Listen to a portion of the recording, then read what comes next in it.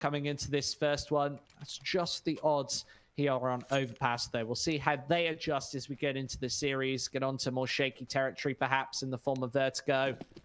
And really, yeah, break into the action. We know that Fate are pretty much going to be banning out nukes 7 days of the week. It's pretty much their permaban. So they'll occasionally float it against in a series where they're playing against maybe one of the best in the world, that they've lost it consistently, only come close to Ambush, which realistically is a team that they should be winning against.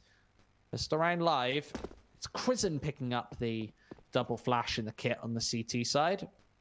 And very little utility for Fate as well. Nikki just with that P250, smoking a flash, maybe for this long execute. But WINSTRIKE are very aggressively poised here, and Hard is going to come into contact. There's going to be this challenge from Connector. He is able to trade 1-for-1, so a nice start from Fate. Actually, with that initial kill onto Elian as well in the toilets, it allows them up long, effectively uncontested. Lackey finds himself one more, gets out tons of damage though. It's going to be instantly traded, but Crizzen swings and finds the two back in his favor. Brings things back into a one-on-one. Blocker the man with the C4 though. Able to retrieve himself a P250 and head down towards B. Looking like Crizzen is reading this. He's already on the rotation. Nonetheless, the bomb will go down in time. Or will it? The head's been spotted out on Blocker. That is absolutely crisp. One bullet is all that's needed. Fate put their pistol round on the board. That was crispier than Gary Lineker's Walker's crisps. 1-0 on the board, and Fate, that is a lightning fast start. Han doing a lot of damage in the connector there just to lock WINSTRIKE into place. That opened up the A-bomb site, and even with the double kill from Crizzen, Fate were able to, obviously just with the power of Blocker, who else would you want in a 1-versus-1 particularly? He doesn't seem to feel the pressure. Always seems to hit those headshots. Nice little name stack to whittle down a little bit of damage off Elian. Down to 70, so he can kind of shrug that one off and head back to the A-bomb site. Just over towards long. Pretty standard default setup from Fate, all things considered. Taking Connector, just with this wrap pinch setup in from behind. Not going to catch anybody out, of course, with WINSTRIKE turtling down onto these sites.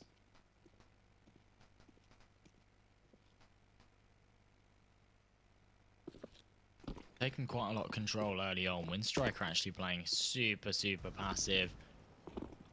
Want to be aggressing any more than they need to. They want to try and play the safety in numbers actually on these bomb sites. Try and get in these crossfires and trade out the frags. The issue is once these SMGs and these automatic weapons get close, get torn apart.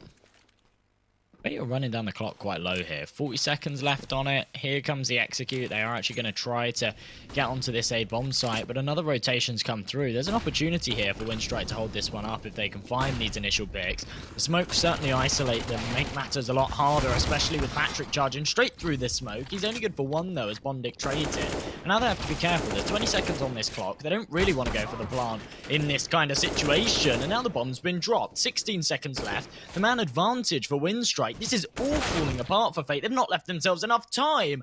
And this is surely it. Marlost alive. There's no time to get this C4 down. And somehow WINSTRIKE convert the impossible. There's a chance that he even dies after time. That's a big key mistake. Crizzen with the double-double in the first and second rounds. Finally able to get the job done there in the second. Round number 3, it's obviously WINSTRIKE with the firepower advantage. Exactly what they did to Ago earlier on Vertigo. Obviously, that retort of rounds is incredibly important. And, of course, on the T side, the buy looks polarized. There's that communication, of course. Blocker's going to go for the investment as well, but a little bit late.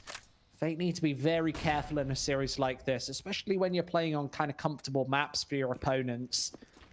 Yep, WINSTRIKE, 4 lots of rifles, 3 being fairly premium. Of course, the daddy of all automatic rifles had AK-47 in the hands of Crizzen. Against a force buy, you want pretty much everything that you can get your paws on. It's a bit of a mistake. We're not seeing the same rigid Fate as we usually are used to in the first couple of rounds. But I'm sure as they start to feel more and more comfortable on this server, that will be a turning point here. I want to dig back into the statistics and actually look, what map did they play that best of one on previously against AGF? They actually played on Dust 2, which is a fairly home map for them. They won it 16-12.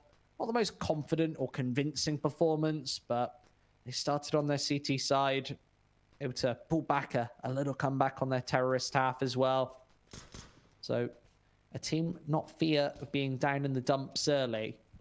But this is a pretty special clamp from WINSTRIKE. They've got full-on control. Bondic probably shouldn't be spotted here. He's right in the rear of this attack. Hit a trigger discipline to end yet another one.